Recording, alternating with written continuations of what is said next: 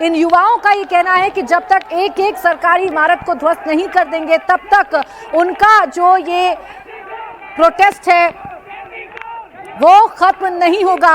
उनका ये प्रोटेस्ट लगातार जारी रहेगा।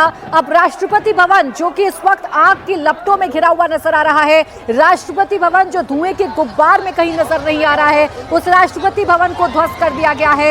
इसी के साथ तख्ता पलट हो गया है नेपाल में। नेपाल के प्रधानमंत्री ओली पहले ही इस्तीफा दे चुके हैं, उनका इस्तीफा मंजूर किया जा चुका है। लेकिन युवाओं का रोष इतना है, युवाओं का विरोध इतना है कि वो कह रहे हैं कि एक एक सरकारी बिल्डिंग को ध्वस्त करने के बाद ही हम दम लेंगे। इसलिए राष्ट्रपति भवन को भी अब पूरी तरीके से ध्वस्त कर दिया गया है। राष्ट्रपति भवन को भी अब आग की लपटों में झोंक दिया गया है।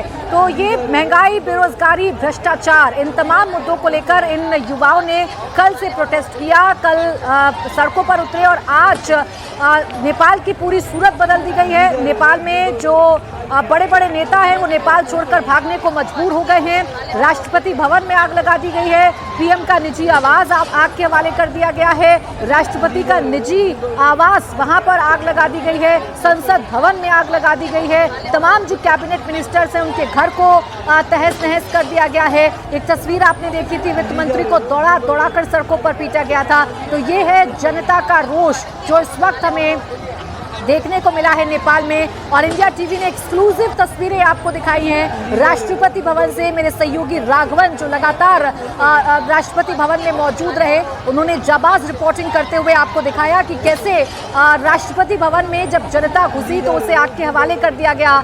सेना एक तरफ बेबस खड़ी हुई नजर आई क्योंकि जनता का आक्रोश इतना है कि सेना भी इन्हें कंट्रोल नहीं कर पाई है। अब सबसे बड़ा सवाल यही है कि आगे नेपाल में क्या होगा, क्योंकि जेनजी ये कह रहे हैं, ये जो जेनजी प्रोटेस्टर्स हैं ये कह रहे हैं कि अब युवाओं का राज होगा, अब युवा इस देश को चलाएंगे। तो आगे अब नेपाल का क्या होगा? नेपाल में जो केपी शर्मा ओली जो सरकार है वो अब गिर चुकी है, यानी तख्ता पलट हो चुका है। आगे क्या ऑप्शन है, क्योंकि विपक्ष के पास भी इतने नंबर नहीं कि कोई सरकार बनाई जा सके। अब यही देखना है कि आगे नेपाल का क्या होगा। बहरहाल नेपाल में करप्शन के मुद्दे पर फिलहाल तख्ता पलट हो चुका है। नेपाल में करप्शन के मुद्दे पर सरकार को गिराया जा चुका है और आक्रोश इतना है इन युवाओं का कि एक एक सरकारी बिल्डिंग पर कब्जा चाहते हैं, एक एक सरकारी बिल्डिंग को ध्वस्त करना चाहते हैं, एक एक बिल्डिंग को आग के हवाले करना चाहते हैं। चाहे फिर वो राष्ट्रपति भवन हो, चाहे वो पीएम का निजी आवास हो, वो संसद भवन हो, हर जगह युवाओं ने अपना कब्जा कर लिया है। और ये युवा चाहते हैं कि अब सरकार जेनजी चलाएं, अब सरकार युवा चलाएं। इनकी ये मांग है कि करप्शन का मुद्दा बहुत बड़ा था, लगातार हमें दबाया जा रहा था, लगातार हमारी आवाज को दबाया जा रहा था, इसलिए अब ये सरकार हमें नहीं चाहिए। एक एक बिल्डिंग को ध्वस्त किया जा रहा है और ये प्रतीकात्मक तौर पर विरोध प्रदर्शन है कि अब कुछ भी पुराना नहीं चलेगा, पूरा का पूरा सिस्टम इन्हें नया चाहिए। क्योंकि नेपाल अब जहां तख्ता पलट हो चुका है, ओली जो दोपहर तक प्रधानमंत्री बने हुए थे अब वो प्रधानमंत्री पद से इस्तीफा दे चुके हैं, उनका इस्तीफा मंजूर हो चुका है, उनके कैबिनेट मिनिस्टर इस्तीफा दे चुके हैं, सरकार गिर चुकी है। तो अब नेपाल के पास क्या ऑप्शन है, नेपाल में अब आगे क्या होगा, ये सबसे बड़ा सवाल। चूंकि विपक्ष के पास इतने नंबर नहीं कि सरकार का गठन किया जा सके, तो क्या नेपाल में अभी आर्मी रूल लागू हो जाएगा, ये सबसे बड़ा सवाल है कि क्या अब नेपाल में आर्मी सब कुछ अपने कंट्रोल में ले लेगी या फिर किसी और को सरकार का मुखिया बनाया जा सकता है। क्योंकि एक चेहरा है जिसका नाम युवाओं की तरफ से भी लिया जा रहा है और वो चेहरा है बालेंद्र शाह का। ये आंदोलनकारी हैं बालेंद्र शाह, जिनको सत्ता सौंपने की मांग युवाओं की तरफ से भी की जा रही है। लेकिन फिलहाल नेपाल की जो तस्वीरें आ रही हैं उन तस्वीरों को आप देखिए और एक मैसेज आप समझिए कि जनता जब अपने मुद्दों पर लड़ाई लड़ती है तो कुछ ऐसा हाल होता है जैसा नेपाल में हो रहा था। श्रीलंका, बांग्लादेश के बाद अब नेपाल में भी जनता ने तख्ता पलट कर दिया है। ये लड़ाई जो करप्शन के खिलाफ शुरू हुई, ये लड़ाई जो आवाज दबाने के खिलाफ शुरू हुई, वो लड़ाई अब कैसे राष्ट्रपति भवन को धुआं धुआं कर गई है, ये तस्वीरें आप देख रहे हैं।